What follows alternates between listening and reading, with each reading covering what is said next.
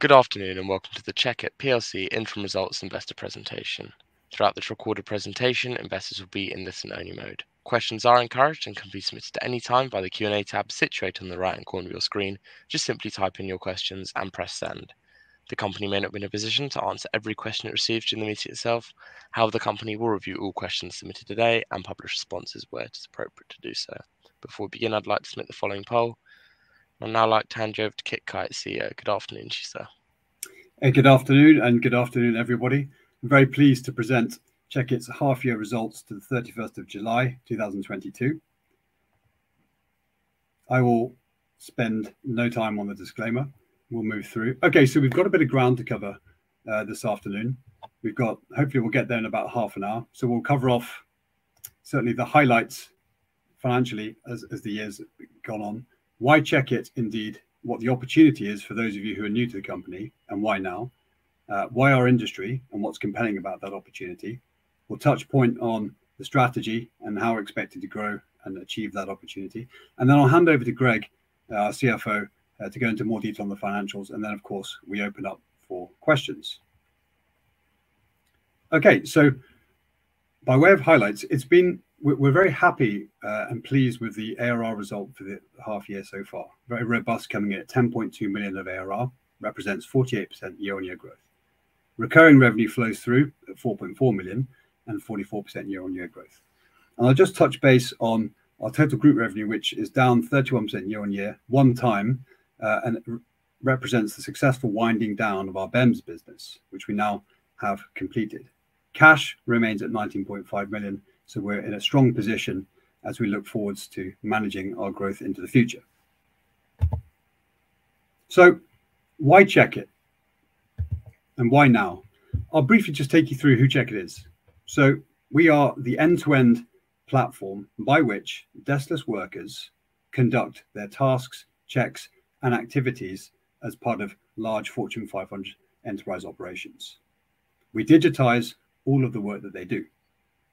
They use a memo device, an iPhone device, an Android tablet in order to conduct their work. These same deskless workers also operate in physical environments. They have assets, fridges, freezers, hot holds. They have buildings in which they operate. And our IoT ecosystem of sensors automatically monitors those assets and feeds that information directly back into the platform. So what we get here is we elevate the deskless worker in terms of providing them with the technology they need to be far more effective and far more efficient in how they do their work. And of course, we automate a lot of the previous manual work they would have had to done in terms of checking assets, thus integrating the whole in a digital way. More importantly, when you aggregate the data that's brought in across thousands of people and thousands of locations inside large enterprise companies, you present a wealth of data at the CXO-1 level. Okay, so this data we then represent in the form of insights, analytics, dashboarding. We use machine learning algorithms to prevent more predictive capacities for enterprise leaders. This is what sets CHECKIT apart. I'll briefly read out to you the company mission statement to help unpack this further. So we help business leaders to execute smarter, faster business decisions by illuminating their dark operations and elevating their deskless workforce. What does this mean? Okay, there's three real components that's driving this need. Deskless workers, 2.7 billion of them in the world today. That's 80% of the global workforce. And yet, 73% of these workers are still using paper-based, Excel-based spreadsheets in order to conduct their work. So they're ineffective. They've been under-resourced from a technology perspective over the years, and they've been under-invested. That is now changing. It has been changing pre-COVID. It's been accelerated by COVID, and it's being further accelerated again. It's not a matter of if, but when the digital revolution takes place in this industry. Factor in the ongoing volatile global macroeconomic environment, rising cost of labor, supply chain challenges, rapidly rising inflation, and these are all significantly impacting Fortune 500 blue chip companies' ability to deliver their services. These same companies are operating on what we describe as a dark operations environment. What does that mean? That means that all of the activities and interactions between their people, places, and things are hidden from view, under the bonnet. They have no real-time insight as to the effectiveness of the operations that they run. At best, they get reactive, backward-looking KPIs, outdated, inefficient for the modern world. CHECKIT brings all of that into the light through our platform. When we consider the size of this market opportunity, let's first look at the global knowledge worker market. This is an industry that's 3-4 times smaller than the deskless worker market, yet it's more advanced, it's more mature in terms of technology spend, more well-resourced. Household names like Salesforce, Concur, SAP, etc. What we know is that £210 billion of business technology spend goes through this industry every year. So if we look at the potential size of the deskless worker market, even if we apply a conservative 2 to 2.5 times multiple on this spend, we forecast a £570 billion spend coming through the industry over the next 5 to 7 years. And yet, the provision for this market is fragmented. There are no large players who are seeking to dominate the industry. Competition is limited. It is there, but it is spread. And this is something that CHECK is looking to grow into and take a leading role in. So why our industry? Why now? If you look at where CHECKIT's currently playing, our core vertical strengths are in healthcare, retail, and restaurant hospitality, with facilities management sitting in there as well. So then we covered about 600 million deskless workers out of a possible 2.7 billion. The point to note here is that whilst we're still hardening up our go-to-market in our chosen verticals, there are adjacent industries that we would seek to expand into over time as we scale that go-to-market. Education, universities and schools, manufacturing, construction, for example. There is a lot of value on the table, and CHECKIT is here to take that opportunity. In order to do that, you've got to have a robust strategy to execute against. I'll just expand on what our growth ambitions are. So we want to become the market leader in workflow management for the deskless industry. We want to expand our US market and grow it to become the leading contributor of ARR to the business. It's worth noting here that year on year, the US market, our US entity has gone from 0.5 million of ARR to 2.2 million of ARR. So evidence now that stickiness in the US market is starting to come on board, and we're happy with the way that's progressing. And finally, of course, and particularly in today's market, we'll continue to focus on reducing our operating costs and accelerating our path to profitability. More on that as we go along. There's 3 pillars to our strategy to achieve this then. Firstly, convert CHECKIT into a pure subscription business. As I mentioned at the start, we've now wound down the Ben's business. Recurring revenue now represents 82% of all of our revenues. We forecast that by the back end of this year, we'll be in the late 80s. So we've now completed the conversion of CHECKIT into a pure subscription business. Secondly, build scale and global growth. I just mentioned where we're choosing to operate in terms of target markets, the US being a primary one for us, and that growth that's starting to kick in. Building scale also refers to what we're doing with our product and our platform. As we start to bring on these larger blue chip customers and the complexity of the data and the scale of the work we need to deliver, we need to ensure that we've invested correctly in the product to be able to enable that. Again, more on that in a bit.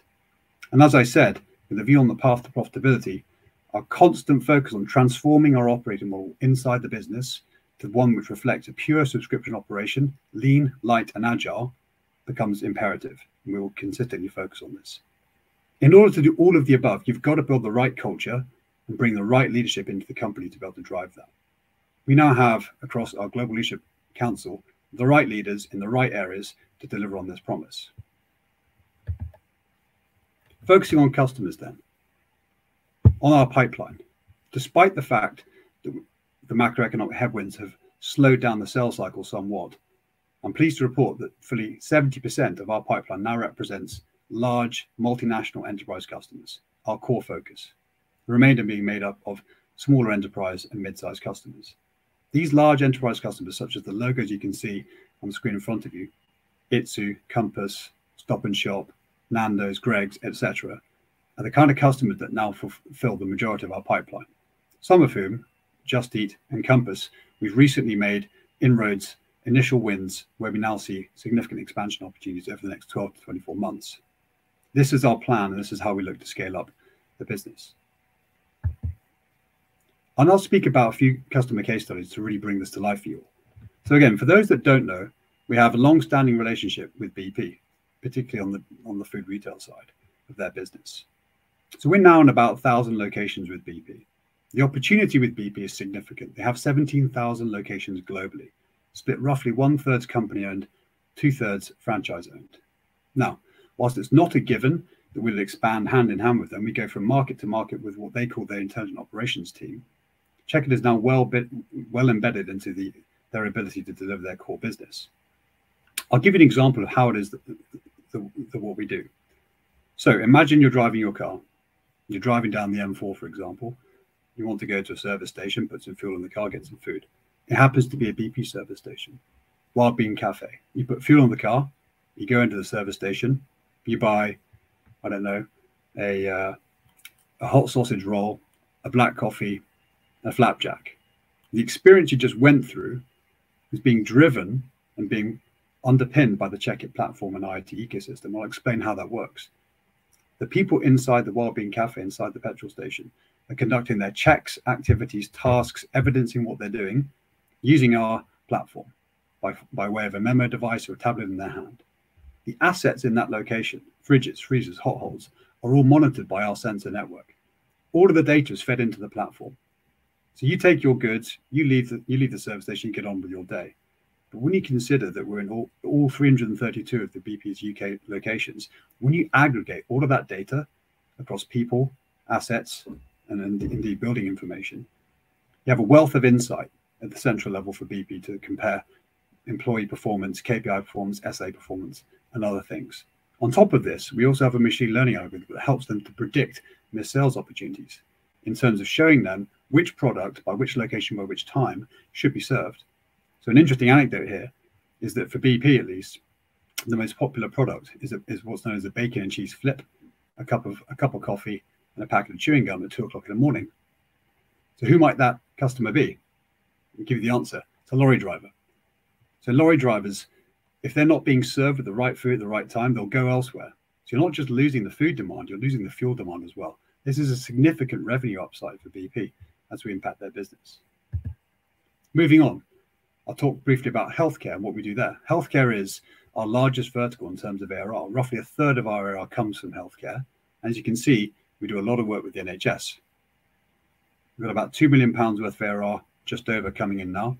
We're in 350 sites and 86 trusts. I'm proud to say that we played a leading role in the vaccine rollout program. But what is it that we do? It's a different set of use cases. It's a different kind of value proposition here. Typically, we've led with our sensor-based offering, which allows the NHS or allows individual hospitals and wards and departments within hospitals to automate the monitoring of very sensitive drug storage units, blood plasma storage units, vaccine storage units. So instead of relying on manual checks, which can be faulty, and effectively when someone finds something out of temperature ranges, what must they do with the product? They bin it. They're able to now get assurance and compliance and retain that product and prevent drug wastage. Drug wastage is a big problem for the NHS. It's about £300 million a year. Okay, we're also helping them be more compliant in terms of when the Care Quality Commission, the governing body, does snap audits. Typically, that's £50,000 per non-compliant event. So we're driving down those incidents across the NHS. The upsell opportunity here is clear.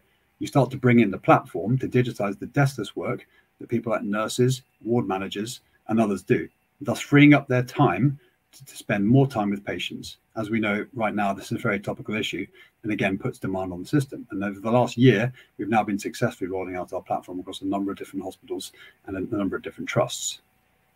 A big opportunity and a lot more to come. I'll also briefly touch on another one of our core enterprise blue chip customers. That is Waitrose John Lewis. Here, the use case is different. It's based mostly around energy and energy management. Again, as we know, in today's climate, energy management is becoming more and more of a significant issue inside large enterprises. We monitor 38,000 different endpoints through the CHECKIT platform. We're very integrated into the system there. We're driving £25 million in value annually for Waitrose John Lewis, which represents approximately a 10 times ROI annually. Monitoring everything from fire doors, lifts, HVAC systems, industrial freezers and refrigeration units, feeding all of that data through our platform and driving energy-based insights, downtime insights, reducing costs, preventing waste, driving innovation. On average, it's roughly £3 million in food waste savings a year. £22 million in time savings in terms of productivity, and £1.6 million in energy savings, and that's clearly going to go up over the next few years. So again, really sticky customer, very well integrated into the business. And then with a focus on the US, I mentioned how we've grown from 0.5 million of ARR to 2.2 million pounds of ARR in the last 12 to 15 months. We're pleased to announce our first $1 million ARR plus account in the US, and that's Grifols. Grifols being actually a Spanish headquartered blood plasma company, but the majority of their operations are in the US.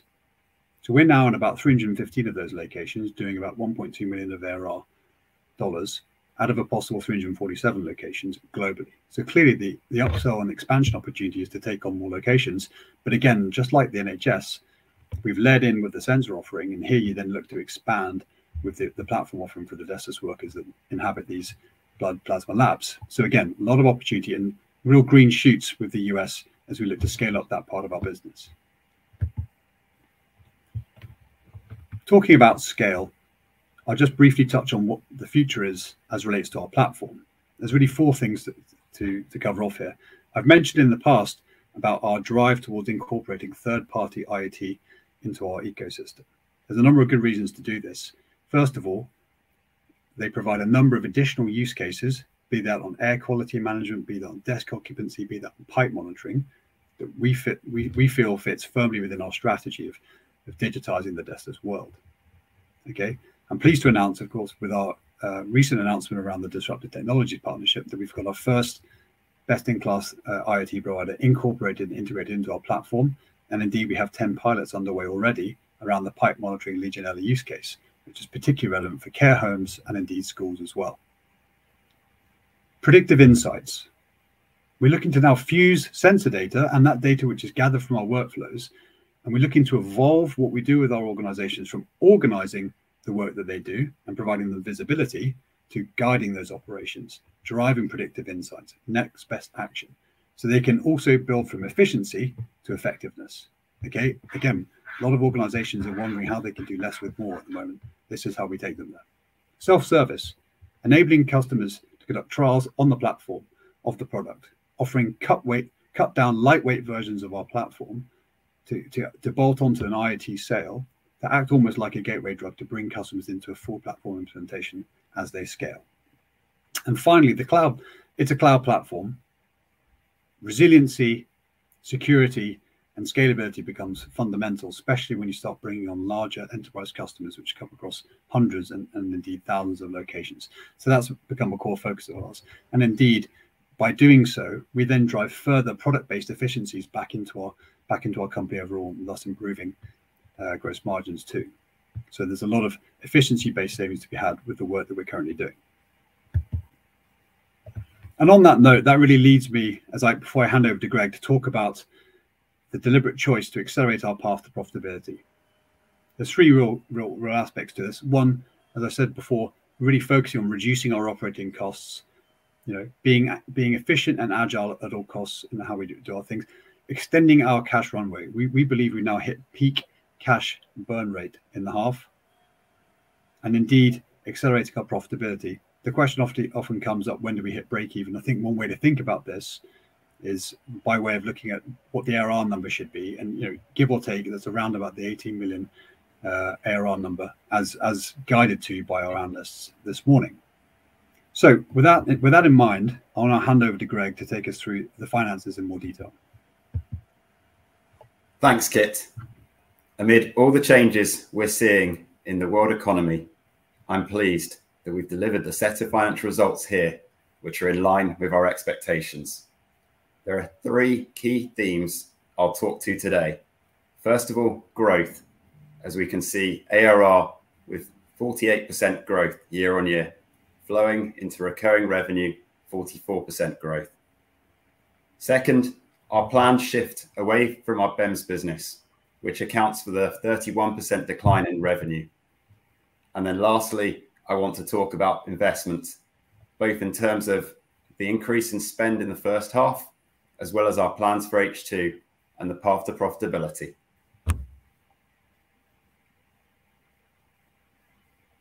So let's start by talking about our top line results. As you can see here, year-on-year ARR growth of 48% has converted into recurring revenue growth of 44%. This reflects new logo wins such as Just Eat, as well as expanded upsell revenue with existing customers, as we continue to benefit from our land and expand strategy. Total group revenue was down 31%, a result of our previously announced decision to wind down our BEMS business. BEMS revenue was 600k in the period, compared to £3.5 million in the same period last year, as we stopped BEMS projects which had minimal software input to focus on the growth of our subscription business. Our subscription model now represents 82% of our revenue, the first pillar of our strategy, which Kit has taken you through today. A key element of our strategy is to grow. And over the last year, we have invested prudently in the business to support this goal. Our results today reflect the increase in investments, as well as the one-time effect of the shift away from BEMS, which accounts for 60% of the increase in our losses. Investment in our sales and marketing reflects spend in the second half of last year with the goal to grow our presence.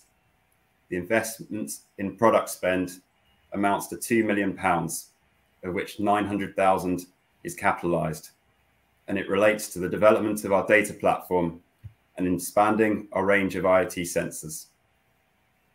The shift away from BEMS reduces our operational costs and results in a gross margin improvement from 51% to 56%. I'll talk a bit more about our gross margins shortly and how our accelerated path to profitability will lead to further GM expansion. As we drive towards profitability, we expect that our monthly cash burn has peaked and will reduce in H2.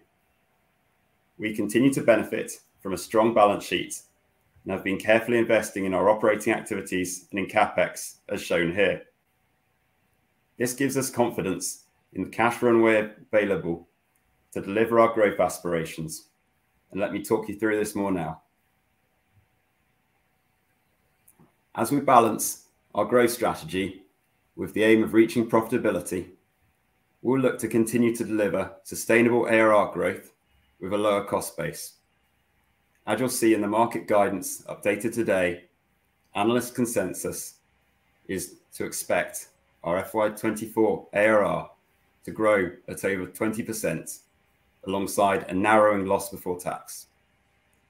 Analysts forecast EBIT to be £7.6 million this year and £5.2 million in FY24, an improvement of £1.2 million over their previous forecasts. To achieve profitability, our plans focus on the three areas shown on this slide. Let me now take you through this in a little bit more depth. When we raised funds last November, we talked about our vision of smart people, smart assets, and smart buildings, and how we had established a cost management framework, which I call smart growth. And we're now using this to balance growth with cost efficiency. We will deliver sustainable top-line growth, focusing on the user cases Kit has talked through, while prudently managing our costs. In the last 3 months, we've reduced costs in our operations with some targeted headcount reduction in the region of 10%. We're also working on initiatives to reduce our hardware and platform costs, which we expect will result in improving gross margins of 5 to 8 points in the next 12 months. To extend our cash runway, we'll focus on our return on investment, so to be on the back of contract wins that we reinvest. Product-led initiatives will remove our reliance on third parties and deliver more in areas like self-service, which Kit has shown earlier. That's how we will deliver improving profitability as well as the growth we're expecting. Now, Kit, back to you. Thanks very much, Greg. Look, despite the ongoing volatile and uncertain macroeconomic conditions, we remain positive about the future. Indeed, for our target blue chip customers, it is more important than ever to focus on costs, efficiency, and managing risk, all of which are core to the CHECKIT value proposition. With increased focus on operational efficiencies, we're confident in delivering an operating performance ahead of expectations set at the start of the year. I thank you all for attending. Here ends the presentation. I open up for questions. Kit, Greg, thank you very much for your presentation. Ladies and gentlemen, please do continue to submit your questions just using the Q&A tab situated in the top right-hand corner of your screen. But just while the company take a few moments to review those questions submitted today, I'd like to remind you that a recording of this presentation, along with a copy of the slides and the published Q&A, can be accessed via your investor dashboard. I'm just going to bring up your cameras for the Q&A. As you can see, we received a number of questions throughout today's presentation. And Alex, if I could just ask you to read out the appropriate questions to Kit and Greg, I'll pick up from you at the end. Brilliant. Thank you very much. Got a first question has arrived here. You previously alluded to the greater opportunities in the US. When will this translate to the US revenues overtaking UK revenues? Thanks very much. Let me take that. Again, as I said earlier on, I think in the presentation, we've gone from 0.5 million of ARR to 2.2 million in the last 12 months. So that's obviously a very positive and strong growth rate. I can't commit to exactly when the US will overtake the rest of the world, as it were. It is one of our priority verticals. What we do see, not only is the US economically in a stronger position than, say, that of Europe, but of course, the opportunity sizes, the customer sizes, 9 out of 10 of the world's largest franchise operators are headquartered in the US. We see that when those opportunities start to come through and generate momentum, they are of a different quantum. So I would imagine somewhere in the next 2 to 3 years, it's our internal stated ambition, but we'll have to see how the market develops. Thank you, Kit. Got a second question here on the pipeline. Can you discuss which geographies saw the fastest pipeline generation in the first half, and going into the second half and into the next year, which geographies have the best outlook and why? Yeah, I can, as much as I can, bearing in mind customer confidentiality, I will discuss the pipeline. So the pipeline is still roughly 2/3, 1/3 in favor of the rest of the world versus the US, and that is explained by the legacy size of the UK sort of Europe business. The US are starting to gain a lot more traction as we narrow down the go-to-market and the value proposition there. So that is on a sort of comparative basis, growing faster than the UK-Europe pipeline, albeit that the UK-Europe pipeline has traditionally been that much bigger because that was the sole focus of the company. So we're starting to see a transition. It will still take some time because we have to scale up our business in the US. So going forward, looking into the second half of this year, and frankly, and indeed the next year, I imagine it will be roughly similar in terms of the split in proportions, albeit the US starting to gain more traction on the blue chip side outside of healthcare. Thank you. Moving on to a question now on the macro. Which macro factors have the highest or the lowest impact on the sales cycle and pipeline conversion rates? A couple of factors mentioned here: war, interest rates, monetary tightening, potential blackouts, electricity, etc. Wondered if you could comment on that. I mean, okay, good. I mean, you've just listed all of the various conditions that are affecting enterprise businesses in today's market, right? So it's a pretty volatile, tough market. Look, I can't speak for what's particularly affecting our large enterprises. What we do know, if you recall, that ours are deskless workers. So for those blue chip Fortune 500 companies that have the bulk of their workers being deskless, which is typically in the healthcare and the food retail, franchise, facilities management industries, they do suffer with high attrition rates in terms of labor. So labor shortages, obviously we're all pretty familiar with that. You're looking at sort of 70 to 78% turnover rate of deskless workers. This results in knowledge walking out of the door.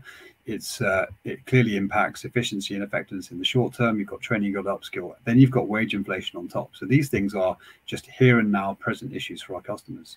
So they're trying to solve for them, but of course it's spinning plates.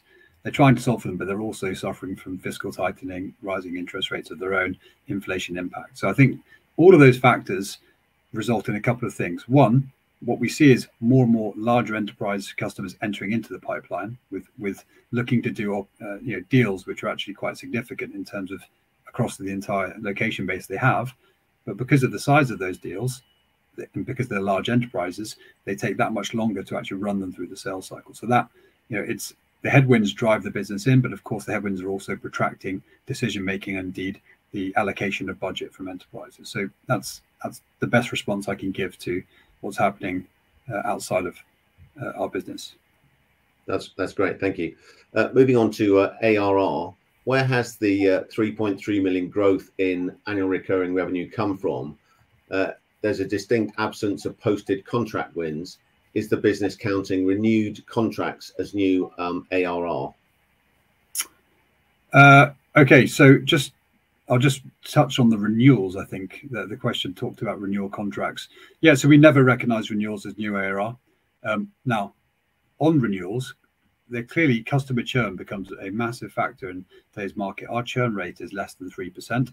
So this, again, speaks back to the stickiness of our platform. We would only count the upsell associated with renewal, which would be basically net new business within an existing customer. So no renewals are counted there.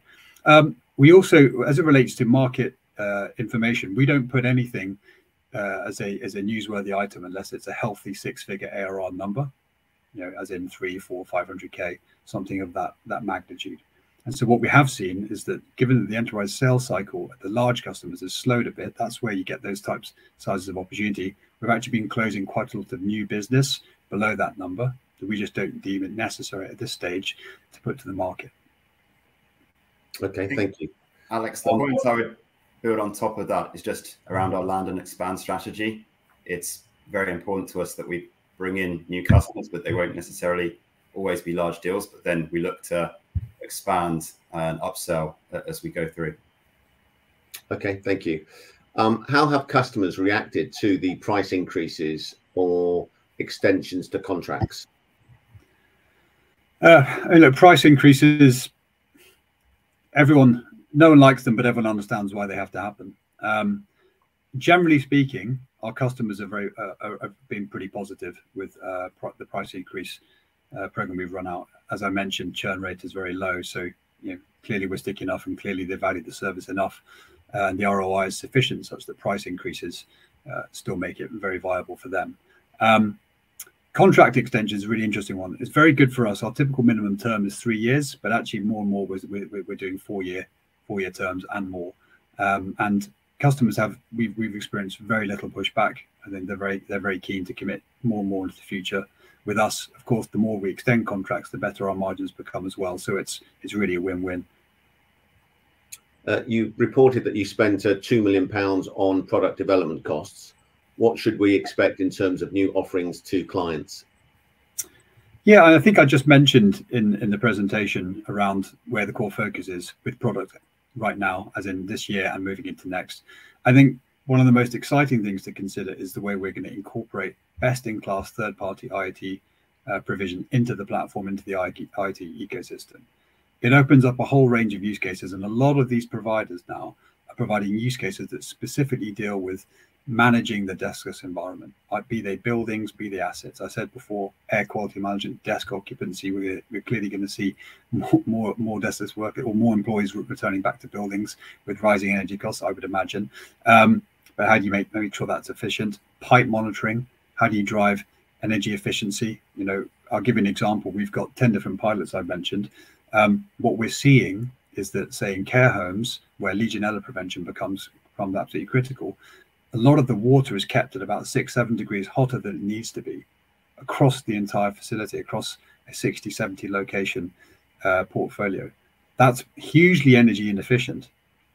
And so our ability to monitor that down becomes very, very important. So this is very exciting for us, and it just expands our ability to then upsell in existing customers and indeed bring on new customers with different use cases.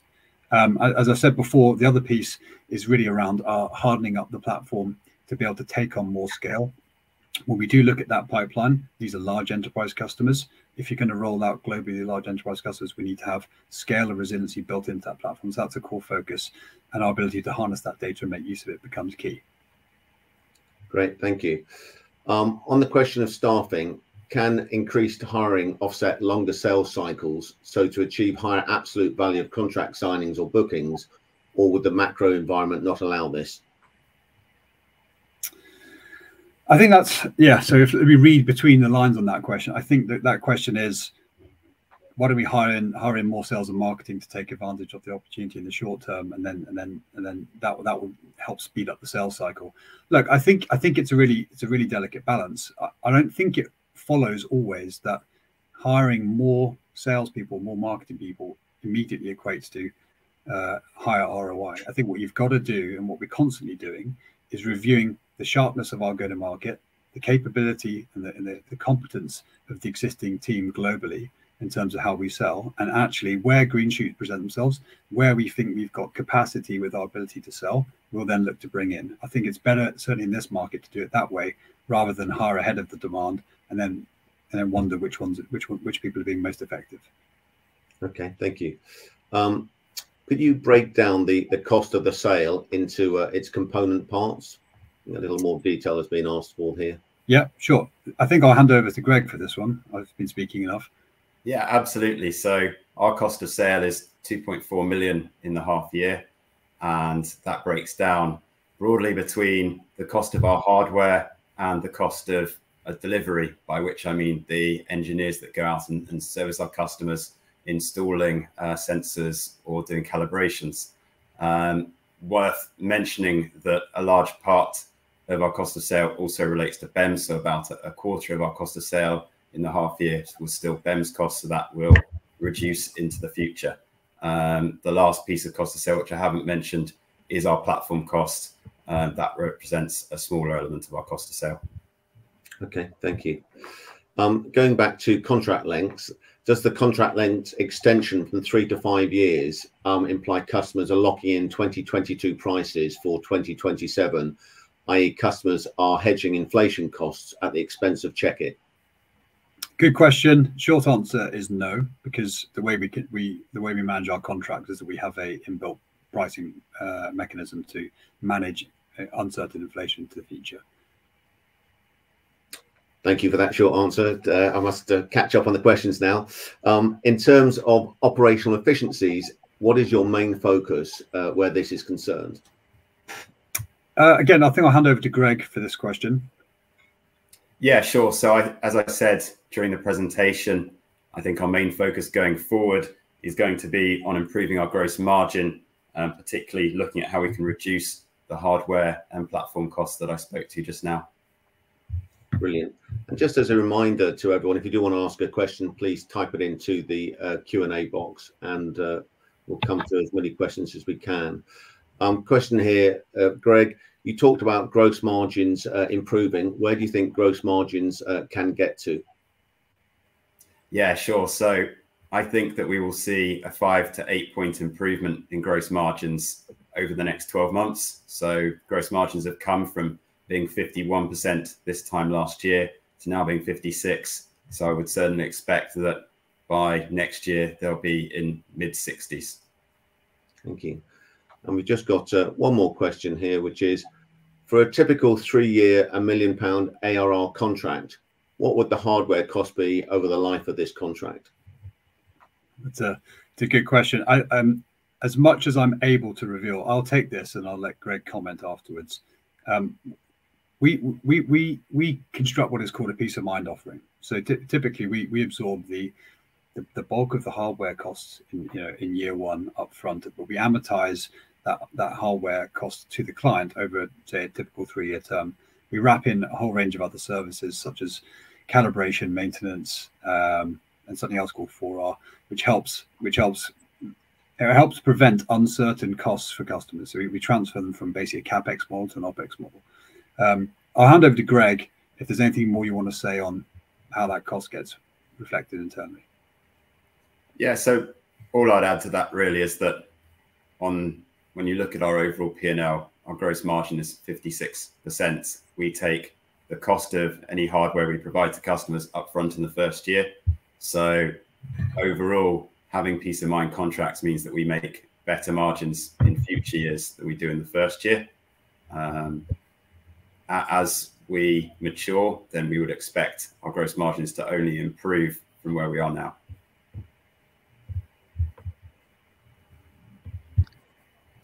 There are no further questions here, so I'll hand back to Investor Meet. Yes, and thank you very much for chairing the Q&A. Kit, Greg, thank you for addressing those questions you can from investors. And of course, the company will review all questions submitted today and will publish those responses on the Investor Meet Company platform. But just before redirecting investors, provide you with their feedback, which I know is particularly important to the company. Kit, could I just ask you for a few closing comments? Yeah, well, it's been an absolute pleasure to present to the investors today, and indeed to present through the Investor Meet Company platform. We're very, as I said before, we're very excited around the future. These are tough times in the market, but these tough times do play to our core value proposition. So we will be looking forward to elaborating on this opportunity even further with you. Kit, Greg, thanks once again for updating investors today. Could I please ask investors not to close the session, as you'll now be automatically redirected to provide your feedback in order that the management team can better understand your views and expectations. This will only take a few moments to complete, but I'm sure will be greatly valued by the company. On behalf of the management team of CheckIT PLC, we'd like to thank you for attending today's presentation, and good afternoon to you all.